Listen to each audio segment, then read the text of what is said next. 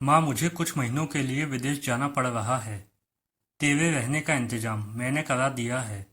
तकरीबन 32 साल के अविवाहित डॉक्टर सुदीप ने देर रात घर में घुसते ही कहा, बेटा, तेरा विदेश जाना जरूरी है क्या? माँ की आवाज़ में चिंता और घबराहट झलक रही थी। माँ, मुझे इंग्लैंड जाकर कुछ रिसर्च करनी है। वैसे भी कुछ ही महीनों की तो बात है, सुदीप ने कहा। जैसी तेरी इच्छा, मरी सी आवाज़ में माँ बोली। और छोड़ आया सुदीप अपनी माँ प्रभा देवी को पड़ोस वाले शहर में स्थित एक वृद्धा आश्रम में। वृद्धा आश्रम में आने पर शुरू शुरू में हर बुजुर्ग के चेहरे पर जिंदगी के प्रति हताशा और निराशा साफ झलकती थी। पर प्रभा देवी के चेहरे पर वृद्धा आश्रम में आने के बावजूद कोई शिकन तक ना थी। एक दिन आश्रम में बैठे कुछ बुजुर्ग आपस में बात कर रहे थे। उनमें 2-3 महिलाएं भी थीं। उनमें से एक ने कहा, डॉक्टर का कोई सगा संबंधी नहीं था जो अपनी माँ को यहाँ छोड़ गया। तो वहाँ बैठी एक महिला बोली, प्रभा देवी के पति की मौत जवानी में ही हो गई थी। तब सुदीप कुल 4 साल का था।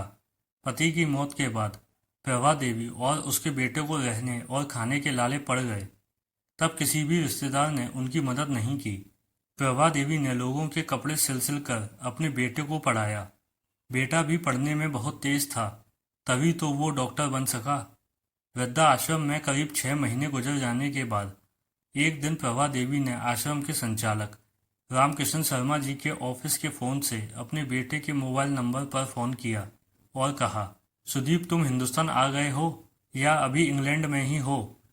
माँ, अभी तो मैं इंग्लैंड में ही हूँ, सुदीप का जवाब था। 3-3, 4-4 महीने के अंतराल पर प्रभा देवी सुदीप को फ़ोन करती। उसका एक ही जवाब होता, मैं अभी वहीं हूँ। जैसे ही अपने देश आऊँगा तुझे बता दूंगा। इस तरह तकरीबन 2 साल गुजर गए।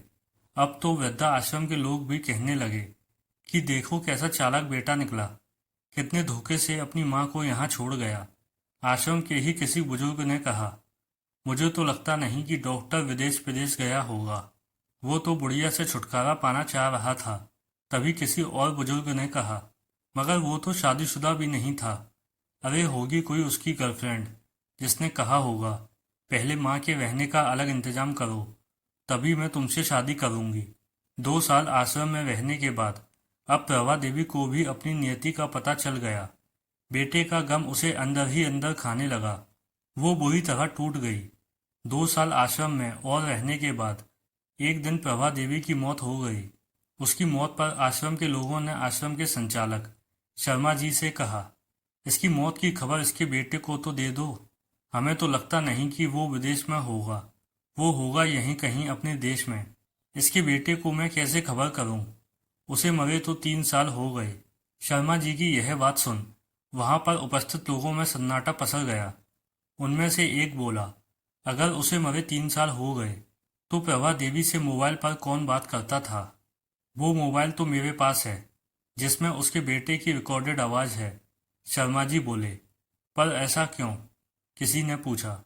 तब शर्मा जी बोले कि करीब 4 साल पहले जब सुदीप अपनी माँ को यहाँ छोड़ने आया तो उसने मुझसे कहा, शर्मा जी, मुझे ब्लड कैंसर हो गया है और डॉक्टर होने के नाते मैं यह अच्छी तरह जानता हूँ कि इसकी आखिरी स्टेज में मुझे बहुत तकलीफ होगी। मेरे मुंह से और मसूड़ों आदि से खून भी आएगा। मेरी यह तकलीफ माँ से देखी ना जा सकेगी।